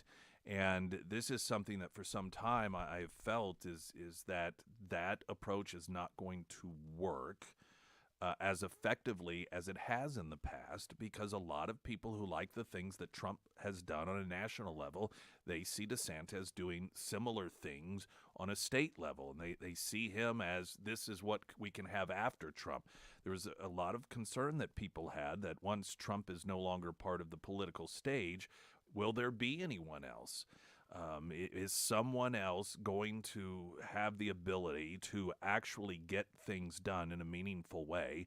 And for a lot of people, DeSantis is somebody who has demonstrated that he is the sort of person that can do that, which was a great relief for a lot of Trump supporters, because the fear was once Trump's gone, there's no hope. That's it. We're going to automatically go right back to the Mitt Romneys, to the John McCains, and they saw DeSantis as hope that there can be somebody after Trump.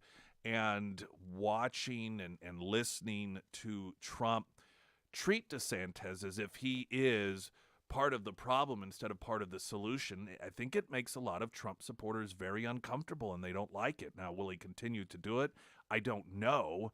But if he continues to try and it starts to become noteworthy that the crowd is not liking it and responding to it in the way that they have in the past, when other politicians, Republicans too, were targets of Trump's scorn, it's something that I imagine you recalibrate a bit, which Trump tends to be able to do, or he has in the past, though some have questioned whether or not he still has that finger on the pulse of the American people. We'll see. Time will tell.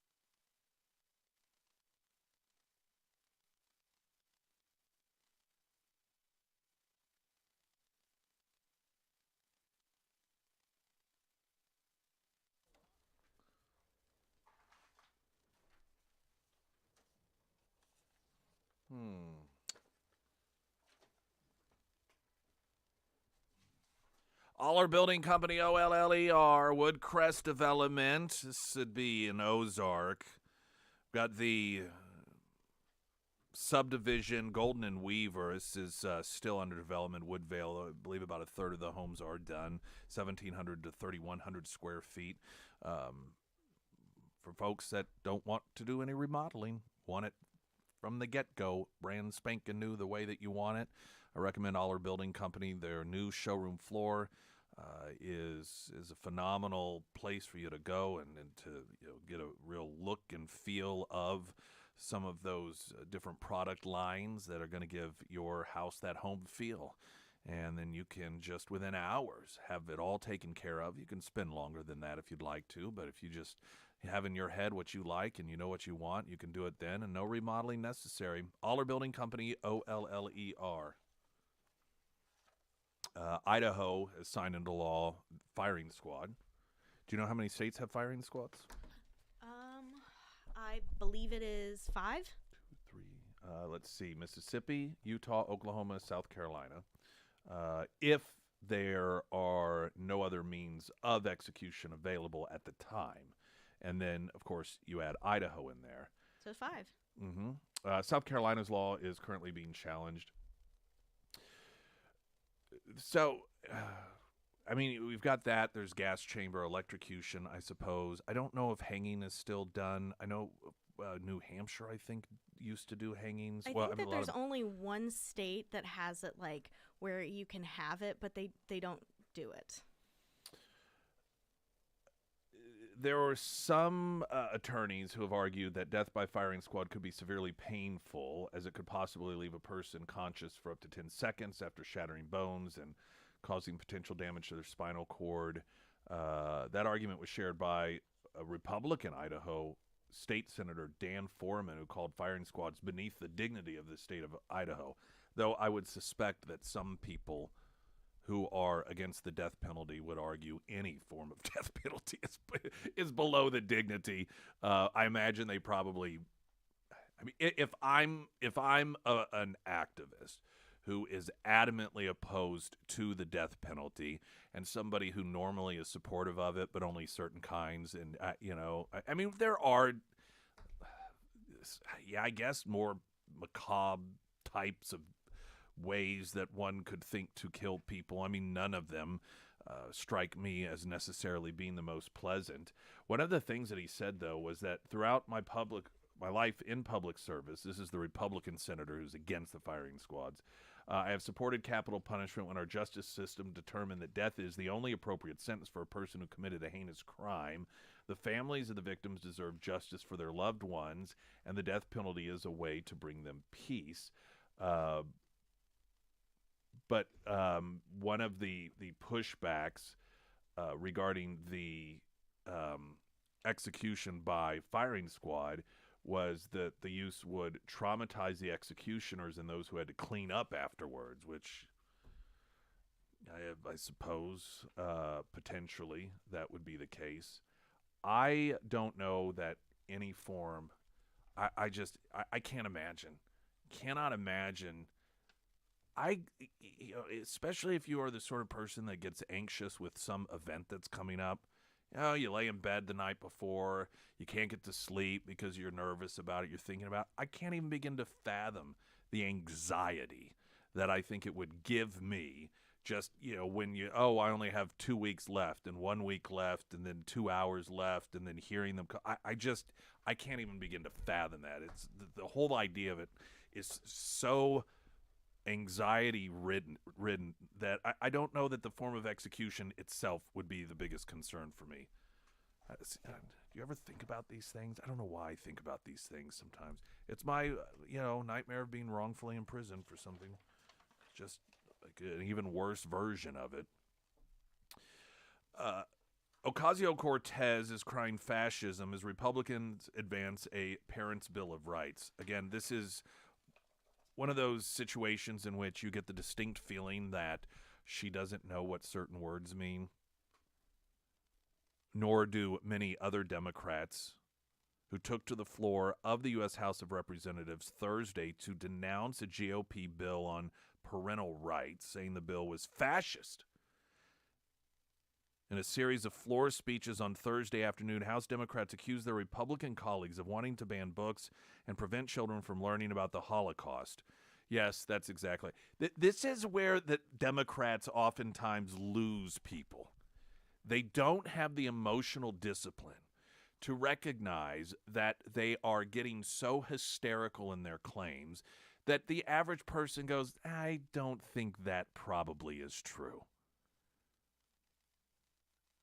Now, if you are some radical left-wing nut job, which is interesting because then you're probably also anti-Semitic, unless you are that, a normal person is not going to believe that the Republican Party is trying to pass legislation that would ban teaching of the Holocaust. No reason. You don't have to know anything about anything to go, you know what, I wonder if maybe that's not exactly true. The bill, which was sponsored by Representative Julia Letlow, a Republican from Louisiana, would require, all right, ready, buckle up, it's pretty extreme stuff here, would require all public school districts to disclose their curriculum materials to parents. Oh, my. Mandate parental consent for participation in student surveys, and prohibit schools from selling student information for commerce or financial gains. You can see why it is that this is considered so extreme.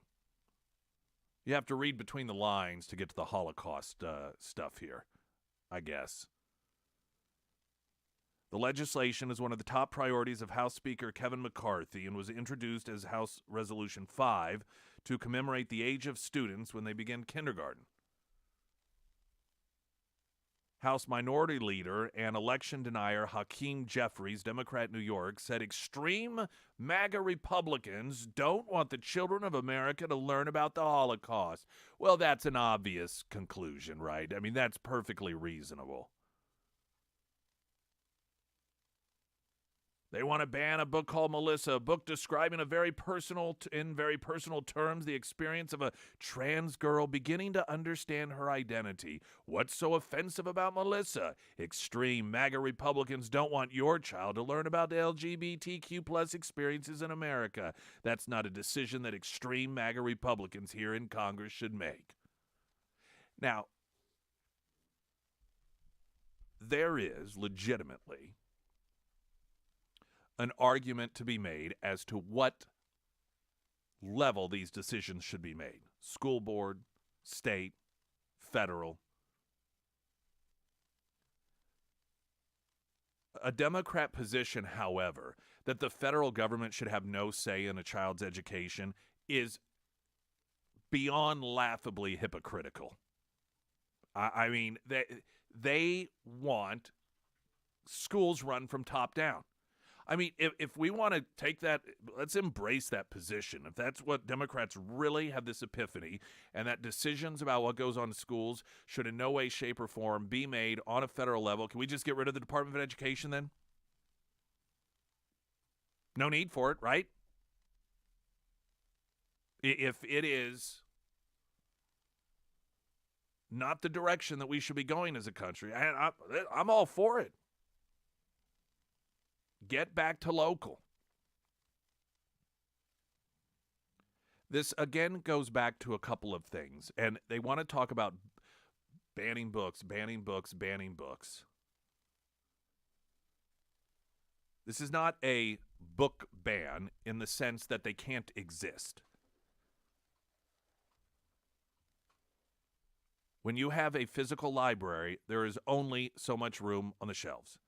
You have to decide. It's like a menu at a restaurant. You've got to decide what is going to best serve. What is our purpose here? What is appropriate? Because 99.99999% of books that have ever existed are not going to make it into that library. Libraries only have so much square feet. And so a decision has to be made as to what books we are going to bring in.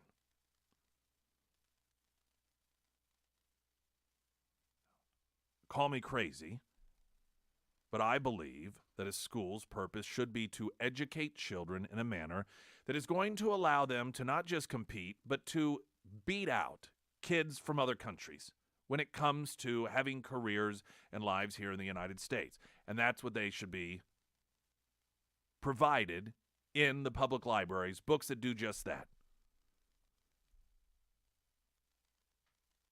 While I do not have a background in child education, I have not really read any studies that providing all young children, particularly in elementary school, pornography is in any way, shape, or form fulfilling that obligation to educate. If you want your child to have pornography, I suppose have at it.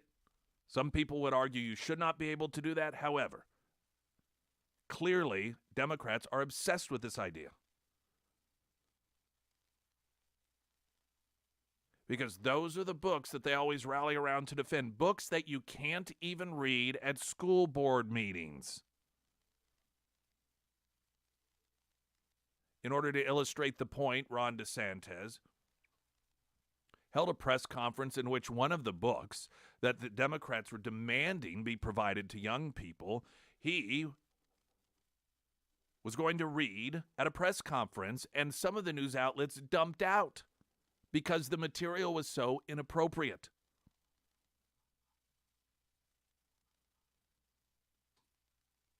It is not extreme to say schools should be for learning, not pornography. And if the materials that you are insisting get put into the hands and be given access to every single kid in the school,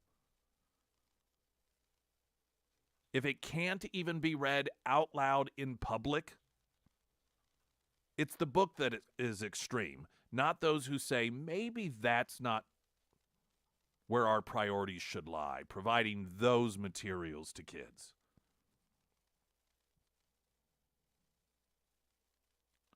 And again, throwing around, they use the term fascism because they have trained, it is a term that describes, it's a authoritarian style government. It's government coming in and among other things, telling private industry how they need to be run. But if you're going to reduce the term fascism down to government control, this is the opposite of that, because it's saying that the government cannot just do these things without parents having a say in it. That parents should have to at least have access to what their children are learning.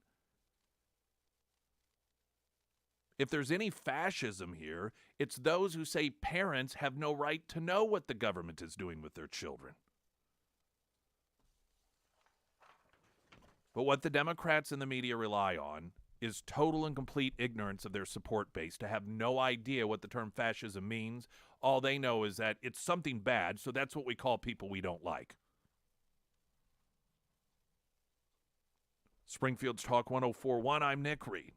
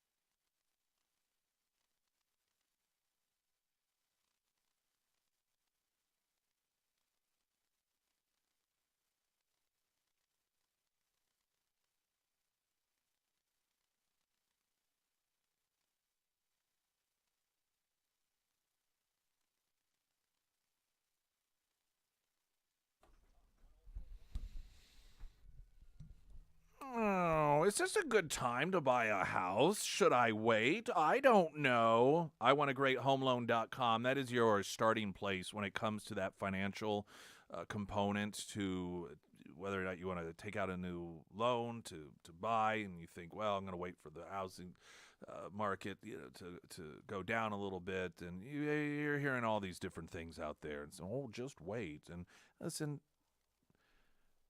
just ask one of the characters or one of the team members at iwantagreathomeloan.com. You'll notice that when you reach out, they're going to ask you some questions because everyone's situation is different to some degree. And that's what they need to learn from you so that they can then tell you, well, here's what I would, or here's my thought. This is something for you to think about. Well, you've got this going on, so this is impacted. What you're hearing out regarding this isn't necessarily true and accurate. So you can make the best decision possible. iwantagreathomeloan.com because you do. All right, so sometimes when you have these cultural things come about, something gets thrown into the mix that really muddies the water. And I'm telling you what it's going to be now. There's an elementary school in Waukesha, Wisconsin that evidently had some sort of school pageant, and there were a couple of different songs in there. One, many of you will remember, Rainbow Connection. I still have that on vinyl. Kermit the Frog, Muppet movie. And then also a song that is with Dolly Parton and Miley Cyrus called Rainbow Land. Now, evidently, of course, you know how these stories can evolve, but the idea here apparently is that because of the rainbow component and the LGBTQ plus component, that you've just got, nope, we're just not going to do it. Now, I could just hear it now, and this is why it's very frustrating to me, because we cannot have intellectual conversations about these things oftentimes, because the reduced down, one-dimensional, simplistic way this is going to be presented, and that is Republicans are after Kermit the Frog. They're even banning Kermit the Frog. Why can't they just sing about rainbows? Let me tell you why this is occurring. Because for political purposes, whether we like this or not, this is just the reality of it. The societal push of LGBTQ stuff has taken the rainbow and claimed that it's theirs. And they've made it, the rainbows all over everything. Come the month that we're all supposed to just bask in the glory of LGBTQ issues and told how glorious and virtuous they are, you can't go to a grocery store or just any store without finding products that are rainbow, rainbow, rainbow. So whether we want to agree with it or not agree with it, whatever, that has been made synonymous with LGBTQ plus issues in a political fashion. Anytime you ever see any political presentation regarding LGBTQ issues, there's going to be a rainbow flag there. So it's not genuine for the crowd that has made that synonymous with political causes on the left dealing with these issues to then act totally naive and shocked if anything regarding rainbows in the elementary schools, or if they say, no, we're just not going to do it. Whether there is a connection or not a connection. Now, I guess Dolly Parton, she always does such a great job of staying out of all this stuff. She and Cyrus both have said the inspiration and message behind the song is different, rooted in coming together and being more accepting and kind to others. Again, the problem is, however, that's not how the rainbow flag is presented all the time now, and it has been claimed by that social cause. And of course, when you take something that once upon a time was the sort of thing that everyone enjoyed and actually has biblical roots to it, and you turn it into a left-wing political cause symbol, then it no longer is about everyone coming together and being on the same page, but just the opposite, about something divisive.